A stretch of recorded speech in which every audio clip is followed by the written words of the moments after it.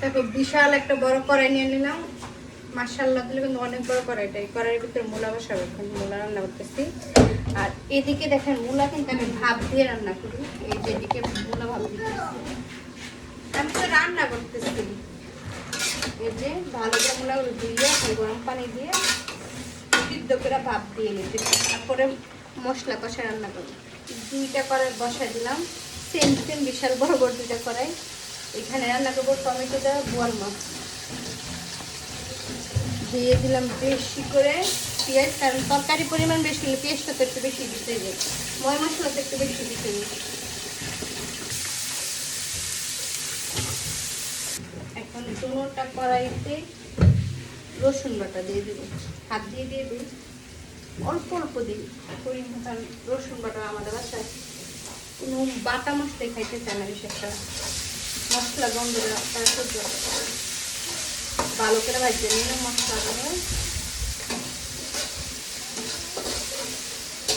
আপনারা কিন্তু স্কিপ করে করে অনেক ভিডিও দেখেন, সব পুরোটা দেখেন না। যাই হোক,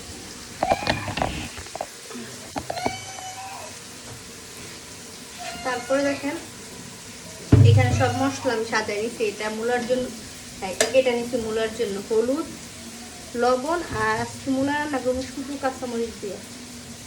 কাঁচামরিচ রান্না করলে কালারটা সুন্দর হয়, মূলার লালের মতন রান্না করে ট্রাই করি, বাকিটা জানি না কিরকম হয়। কতবার যেটা করলে তৈরি আপনার দেখানোর জন্য এইভাবে নিচ্ছি।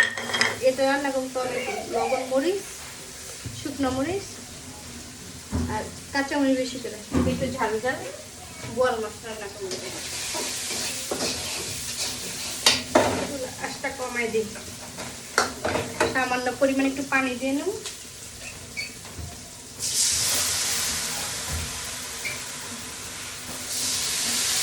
মশলা কষতে থাকো।